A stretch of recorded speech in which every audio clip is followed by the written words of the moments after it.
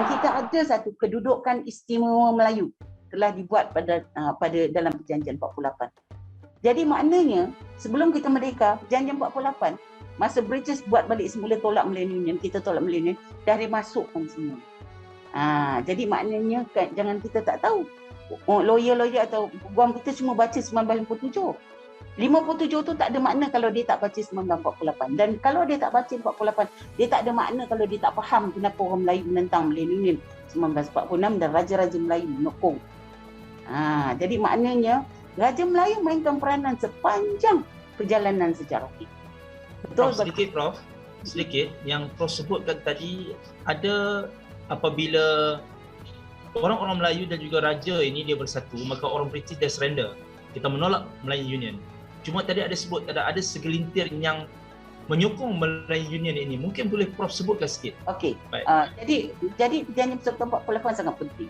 Dan bila British kata tadi nak minta kewarganegaraan. Kenapa British nak minta kewarganegaraan? Kerana British nak mengatasi gerakan gerila Parti Komunis Malaya. Parti Komunis Malaya angkat senjata tahun 48 bulan Jun.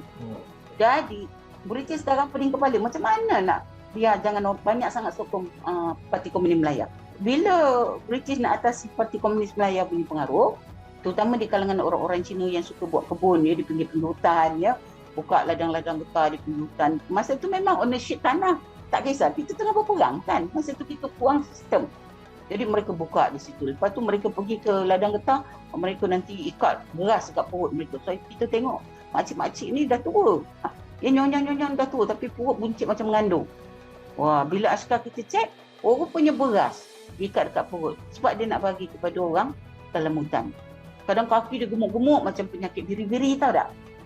Buka-buka rupanya daripada peha sampai ke bawah tu penuh dengan ubat-ubat bukan beras bagi ke orang sana. Jadi British pening kepala. So akhirnya British buat rancangan BRICS kan. So British kata salah satu cara ialah memberi kewarganegaraan. So tengok, ancaman Parti Komunis Malaya telah menyebabkan Raja Melayu terpaksa buka kewarganegaraan yang selama ini untuk orang Melayu dan orang asli saja. Tahun 51. Tapi sebelum itu mereka minta satu pelindungan secara perlembagaan terhadap bantuan ekonomi dan pendidikan orang Melayu. Itu kita dapat RIDA.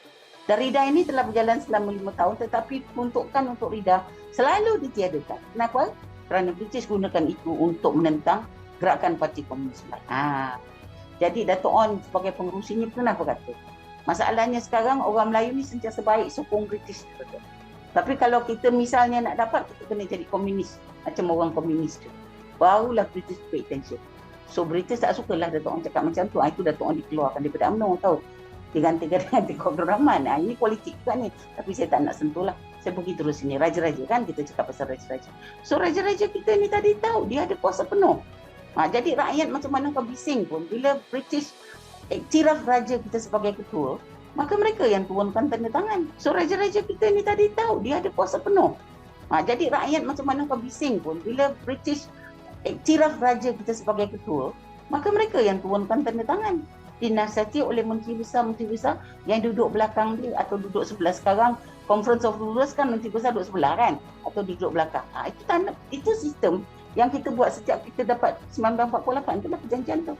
Jadi bila kita dah begitu, maka akhirnya kita ada RIDA. Dan Tun Abdul Razak, bila kita merdeka pada tahun 57 kan Tun Abdul Razak jadi Menteri Pembangunan Luar Bandar kan, dia TPM juga masa itu. Maka dia telah pada tahun 65 Kongres Ekonomi Bumi Putra yang pertama, nama RIDA telah ditukar kepada MARA, Majlis Amanah Rakyat. Kalau you tak belajar sejarah, you tahu tak MARA tu macam mana munculnya? Tak tahu kan? Banyak orang tak tahu. Banyak orang tak tahu sebab kita tak belajar sejarah Malaysia secara betul, secara detail. Kita belajar cakap mereka. Tapi sebenarnya pengisian ataupun cara-cara untuk kita mendapatkan pembelaan itu berlaku. So kita tukar ganti 1951 dengan kewarganegaraan negeri, dan gantinya ialah penubuhan RIDA, dan kemudian Tun Abdul Razak kumpulkan jadikan di MARA, dan sampai hari ini MARA menjadi agensi untuk membantu. So penting tak peranan raja-raja?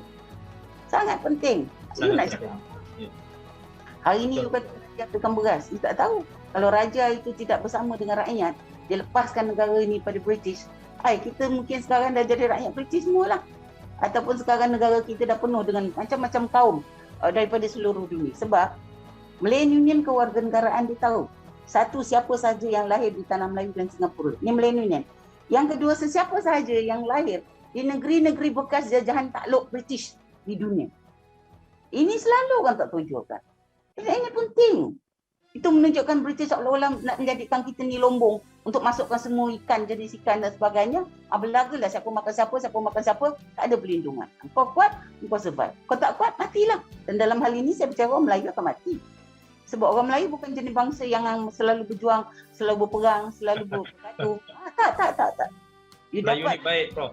negara Afrika kan?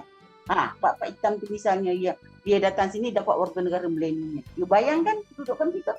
Orang Melayu yang gendah-gendah, yang takut-takut, dimakannya jadi orang-orang daripada sana. You dapat daripada India. India adalah jajahan takluk British, bukan? Dia boleh jadi warga negara. Malah masa kita merdeka, banyak orang India yang pegang dua kerakyatan tau. Rakyat India pun kekal, rakyat Tanah Melayu pun dia dapat juga. Tahu tak? Lepas tu Hong Kong penuh dengan orang Cina. Dia boleh datang ke sini dan jadi Sultan, sebab tu Sultan Gerun mikirkan, Sultan Perak Gerun mikirkan, kalau semua orang masuk, orang Melayu jadi apa?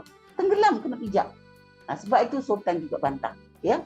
Sebab itu bagi saya peranan Sultan sebenarnya sangat penting. Mereka bukan hanya duduk di atas tata, pakai baju Melayu cantik-cantik bila perputaraan dia, ya, pergi kita kata upacara majlis buka ni. Tak, peranan mereka sangat penting dalam sejarah politik negara kita. Sampailah bila kita nak merdeka, sekali lagi Sultan turunkan tanda tangan. Bukan Tengku Abdul Rahman. Tengku Abdul Rahman isytiharkan saja merdeka. Dia adalah rakyat pada Sultan. Yang isytiharkan, dia isytihar betul lah. Sebab itu kerja pegawai takbir kan. Betul tak? Sultan duduk aja satu. Menteri Bendahara, apa keputusan hari ini? Dia beritahu. Okey, itu isytiharkan. Itu saja. Tetapi dalam ini Tengku Abdul Rahman, you know, yang di-Pertuan Agong pun Tengku Abdul Rahman juga kan, Tuanku Abdul Rahman.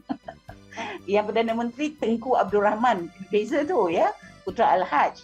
Jadi baginda kita dapati dengan tanda tangan raja-raja kita lah, maka perjanjian merdeka itu dapat dilakukan pada tahun 57. Rakyat bersorak saja, execute saja ataupun laksanakan saja kerja itu kan Tengku Abdul Rahman dan kabinet dia. Yang lantik Perdana Menteri pun siapa? Yang di-Pertuan Agong. Yang lantik menteri-menteri masa itu pun yang di-Pertuan Agong. Lantik setiausaha kerajaan, melantik KSN, Ketua Setiausaha Negara, yang di-Pertuan Agong. Yang lantik Ketua Polis Negara, yang di-Pertuan Agong. Ini semua dah berlaku sejak tahun 19. Ya, cuma di bahagian tertentu bila kita tidak ada pegawai takbir, maka British sambung. Ya, dipanggil sebagai berlakunya proses Malayanization, tapi kita tak cukup orang, maka mereka sambung. Macam pasukan tentera, banyak lagi dia punya personal kebanyakannya daripada British ya.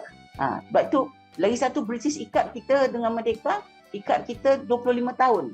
Kita tertakluk pada satu perjanjian yang dipanggil sebagai Anglo-Malayan Defence Treaty. Ya, AMDA, ya, Anglo-Malayan Defence Treaty, AMDT, ya, agreement. So, itu British pegang kita 25 tahun sebab itu. Kenapa? Sebab adanya ancaman komunis, dan sebab itu British boleh panggil askar-askar daripada Commonwealth, daripada Britain, daripada Australia, daripada orang Gurkha, daripada India, daripada Fiji, ya, daripada Sarawak Rangers, untuk sama-sama memburu anggota Parti Komunis Melayu.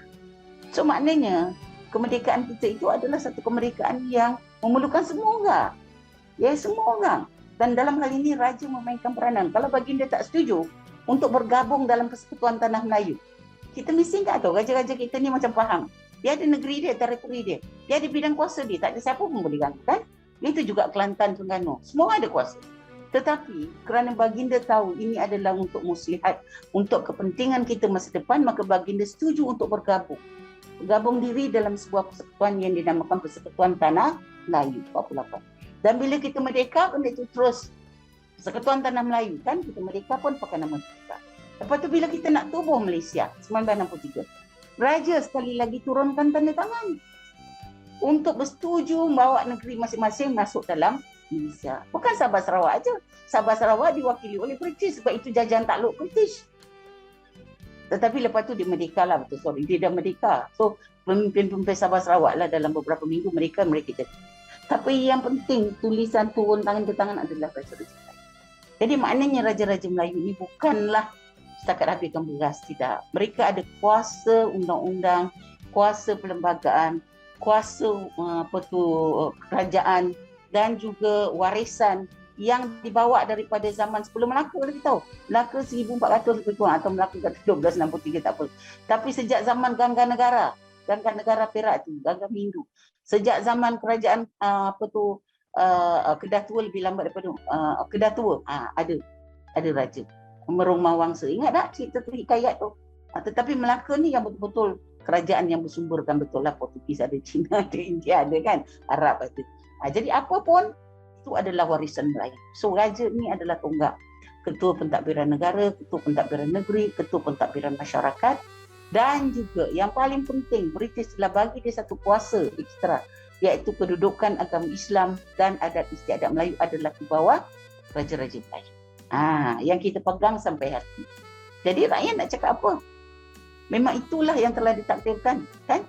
Jadi bagi saya, kita kalau tak tahu sejarah, kalau tak faham sejarah, janganlah duk menjabar mengata. Saya sedih lah macam-macam kan. Bagi saya itu sesuatu yang very unethical, tak bermoral, tak beretika, sesuatu yang salah dari segi perlembagaan dan juga sesuatu yang salah dari segi warisan dan budaya bangsa Malaysia. Sebab you mesti ingat, Malaysia ni dikukuhkan dengan tradisi Melayu yang kuat, ya. Tradisi Melayu yang kuat dari segi sistem kerajaannya, raja. Dari sistem apa kita kata agamanya, ya. Mesti ingat tu, sistem bahasanya, sistem adat istiadat. Ini yang mewarisi kenegaraan Malaysia. Kan, rakyatnya masuk. Memang kita tak boleh ambil misalnya bahasa Cina, bahasa Mandarin sebagai bahasa kebangsaan sebab ini bukan tanah asal, atau ini bukan alam tamadun itu, ini alam Melayu, tamadun alam Melayu. Alam Melayu ni cover semua sekali daripada Pulau Formosa di Taiwan sekarang sampai ke Madagaskar, ya, sampai daripada utara sampai ke selatan, itu semua alam Melayu dengan menggunakan bahasa Melayu sebagai bahasa pengantar atau bahasa budaya, kan. Mungkin sekarang ada perbezaan, tetapi asasnya adalah bahasa Melayu. Itu juga dengan sistem kerajaan dia dan sebagainya. Jadi bagi saya, adanya raja adalah satu tanda bahawa kita ada tamadun, dan raja adalah paksi, paku kepada seluruh perkara yang bergerak, berkeliling, yang bermotivasi, semuanya berpaku kepada raja sebagai ketua kerajaan. So raja memang mainkan peranan, dan dalam sejarah dia telah menunjukkan beberapa episod sejarah kita, raja adalah penting kerana mereka yang pegang kuasa dan mereka yang bersetuju dengan perubahan-perubahan politik kita daripada Malayan Union. Baginda dah terlepas tapi dia dapat balik, ya, kemudian Persekutuan Tanah Melayu, lepas tu kita Merdeka 57 dan lepas tu kita buat Malaysia 63, dan sampai hari ini perlembagaan kita utuh, ya, utuh dan kukuh. Jadi saya harap kita semua mempertahankan perlembagaan itu, kerana perlembagaan itu sebenarnya adalah suatu perlembagaan yang mengambil kira semua perkara. Ya, kita bukan hanya mengambil konsep Amerika, Republika, ya, Republik, atau mengambil hak sama rasa, tak. Kita negara yang bertamadun, kita ada perkara yang kita bawa bersama untuk mengikat kita bersama-sama, ya. Kita mungkin terpecah-pecah. Kita ada kuih koci, kita ada kuih bolu, kita ada kuih Belanda, kita ada mi goreng, tapi kita ikatkan itu dengan semua warisan yang telah berjalan sejak daripada sebelum kerajaan Melaka. Dan itu biasa. Mana-mana kerajaan dalam dunia pun dia bawa warisan bersama. Walaupun dia berubah dari segi sistem kerajaan, tetapi warisan dia tetap sama. Bahasa misalnya, ya, budaya mereka, tarian mereka, tarian singa, di mana-mana mereka bawa. So jadi apa masalah bila kita misalnya kita kata belajar tulisan Jawi? Bukan nak masukkan orang Islam, tetapi itu adalah part and parcel bahasa Melayu sebagai bahasa kebangsaan. Okay. Prof, begitulah tadi penjelasan yang cukup menarik. Apa yang telah disebutkan tadi, raja adalah pasak atau paku, dan juga raja juga adalah asas kepada kerajaan Melayu. Itu dah penjelasan cukup hebat daripada yang bahagia Prof. Ya Prof. Tadi kan you ada tanya satu soalan, saya tak menjawab kan. Saya kata saya nak habiskan sebab you tanya pasal raja. Jadi yang saya nak tadi sentuh tadi ialah ada golongan yang menyokong Malayan Union, betul kan? Ya. Golongan Prof. Malayan Union ini adalah golongan yang percaya pada satu konsep moden, ya. Dia kata sebagai progresif. Progresif maksudnya kita tidak ada elemen-elemen tradisional misalnya raja, sistem pembesar, ya, bahasa Melayu kita tak yang baru. So British telah menggunakan satu konsep, kita tak ada raja lagi, kita tak ada sistem pembesar lagi, kita direct macam British, kita ada raja, lepas tu ada pegawai takbir dia yang memang dia dah laksanakan dengan kita. Tetapi millennial tu dia bawa terus 100% daripada sini. Dan Michael itu sebenarnya adalah seorang pegawai British yang telah menakluk Israel.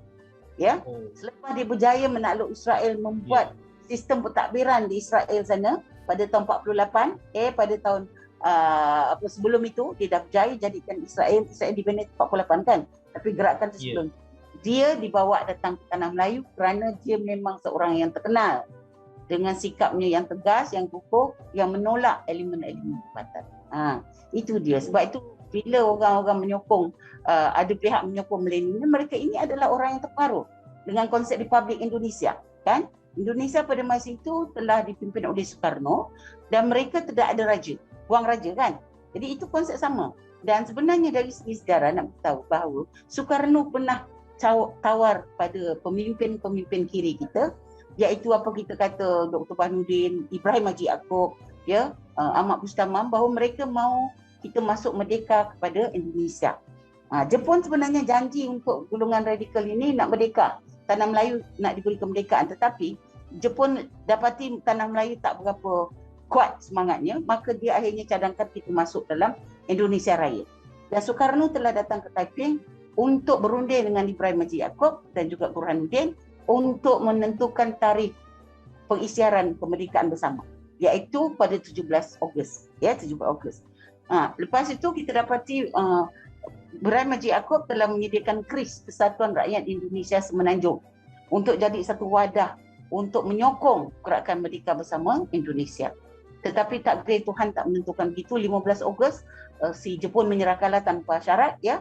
Maka Ibrahim Yaakob terpaksa pergi ke Indonesia dan tinggallah dia punya kawan-kawan di sini yang tak tahu nak buat apa, sudahnya bubar. Dan di sinilah sebenarnya Burhanuddin dan Dato' On telah bercanggah idea. Burhanuddin kata kita nak merdeka dengan Indonesia, tapi Dato' On kata kita sebenarnya merdeka untuk tanah Melayu adalah untuk tanah Melayu. Sebab Indonesia adalah di bawah pentadbiran lain dan dia akan melibatkan masalah yang lebih besar. Ya, so Dato' On lihat dan sedar bahawa perjuangan golongan radikal, golongan kiri yang sokong milenial ini adalah juga penyokong kepada Indonesia Raya. Jadi dia tak mau, dia surrender, okey, kita nakkan tanah Melayu untuk Melayu. Sebab itu Dato' On cadangkan penubuhan UMNO umum, ya, pada bulan Januari 1946 dalam Utusan Melayu, supaya semua orang Melayu bergabung tubuhkan UMO, United Malays Organisation, dan bila dimesyuarat di Kuala Lumpur baru, maka ditambah perkataan nasional oleh Zakbar, oleh Datuk Hamzah Abdullah, ada kata gitu, maka jadi UMNO sampai. So maknanya golongan kiri ini menyokong milenial, tapi dia ada double strategi. Dalam masa yang sama, bila dia tengok orang Melayu semua menentang milenial, maka dia pun join juga Kongres 46. Double strategi kan, join 46. Lepas tu dia juga ikut sama tubuhkan UMNO di Johor Bahru sana, 11 Mei. Dan dia tanda tangan piagam Dr. Baharudin. Tetapi lepas itu, dalam PKMM ni pun ada orang tak sama pendapat. Ada yang tak setuju kita ikut UMNO, mereka ikut UMNO. Tapi dalam mesyuarat agung UMNO di Ipoh pada bulan Jun 46, Jun 46, maka Ahmad Bustamam telah isytiharkan PKMM keluar daripada UMNO. So sejak itu mereka terpisah, dan sejak itu kemudian golongan radikal menubuhkan putera bekerjasama dengan MCGA menentang perjanjian Persekutuan 48, kenalkan perjanjian Perlembagaan Rakyat yang ditolak oleh British, dan apa kita kata akhirnya British terima UMNO dengan Raja Melayu punya cadangan, jadilah perjanjian Persekutuan 48. Dalam buku teks sejarah Tingkatan 4, perkara ini telah manipulit, telah dipusingkan seolah-olah golongan kiri inilah yang terlibat di dalam penubuhan Persekutuan Tanah Melayu 48 dan terlibat dalam perjanjian Persekutuan 48. Padahal dari segi sejarah tidak. Mereka tidak terlibat langsung sebab British tolak mereka. So mereka memang cadangkan Perlembagaan Rakyat 10 perkara tapi tak diterima. Jadi British proceed atau teruskan dengan dia punya cadangan. Fakta itu menunjukkan memang putera AMCGA yang dipimpin oleh Burhanuddin Al-Helmi, AMCGA oleh Tan Cheng Lock, mereka ni bergabung menentang Perjanjian Persekutuan 48, cadangan British, UMNO dan Raja-Raja Melayu, dan mereka kenalkan perlembagaan rakyat tetapi ditolak oleh British, dan akhirnya perlembagaan perjanjian Persekutuan 48 itu telah dipersetujui bersama dan akhirnya tubuhkan Persekutuan Tanah Melayu 1948 pada 1 Februari 1948. Sebab itulah PKM kemudian mengangkat senjata. Februari kita tubuh Persekutuan Tanah Melayu, sampai hari ini hari wilayah 1 Februari kan. Itu mengambil kira penubuhan Persekutuan Tanah Melayu 1948 tau. So hari ini hari wilayah 1 Februari. So jadi sejak itulah, sejak 48 lah British tolak PKM tu, PKM Parti Komunis Malaya, dan juga Parti Kebangsaan Melayu Melaya atau Partai Kebangsaan Melayu Melaya, Api Awas Batas. Mereka sekongkol ini dikuburkan putra, maka sejak itu ditolak, maka mereka tidak relevan pada masa itu. Tapi peranan mereka untuk menjerit kemerdekaan memang ada, peranan mereka untuk melawan British ada. Tetapi mesti ingat, mereka melawan British kerana mereka bersetuju untuk menjadi anggota Indonesia Raya, negara Indonesia Raya. Mereka melawan British kerana mereka disponsor oleh Parti Komunis Melayu. Ini fakta sejarah. Apabila kita bercakap soal politik, selalu ada pihak yang berjuang atas dasar ini, pihak ini berjuang atas dasar ini, pihak ini berjuang atas dasar ini. Jadi kita kena nilai mana yang satu bersifat kebangsaan, mana satu yang menjadi ejen penjajah, mana satu yang ikut lalang, macam lalang kan, ikut sana ikut sini. Jadi sebab itu bagi saya sejarah kena beritahu yang benar, yang benar, yang patut, yang betul. Ada dokumen, ada sumbernya, rujukan. Saya nak tanya apa rujukan kita ada? Kita ada sok khabar Melayu, ya, utusan Melayu 46. Hari sekarang dah tak ada salinan dah. Tak ada, mana nak cari? Tak ada. Majlis tahun 40 sampai 1931 majlis itu dibuat sampai 19 kita merdeka. Tak ada, siapa simpan? Tapi British, satu perkara yang saya cukup kagum dengan orang Barat, dan ini kita kena belajar daripada mereka, bahawa mereka dokumenkan semua perkara. Betul ke salah, mereka ada dokumen. Dan dengan itu bila kita nak buat research tentang negara kita, misalnya saya nak buat Dato' On Jaafar, saya nak buat Tengku Abdul Rahman, saya nak buat Ahmad Bustamam, saya nak buat Burhanuddin Al-Hilmi, saya kena pergi duduk di London sana, 5 bulan gunakan sabbatical saya dan minta pinjam bank draft untuk sponsor diri saya kat sana. Sebab universiti pun kalau budak arts atau sejarah macam ni memang mereka tak nak pun. Dan itulah bahan-bahan yang saya gunakan untuk buat research. Bahan British. Sebab orang kita ni satu kelemahan kita lah. Bukan saya nak kutuk bangsa saya, tidak. Saya sayang bangsa saya.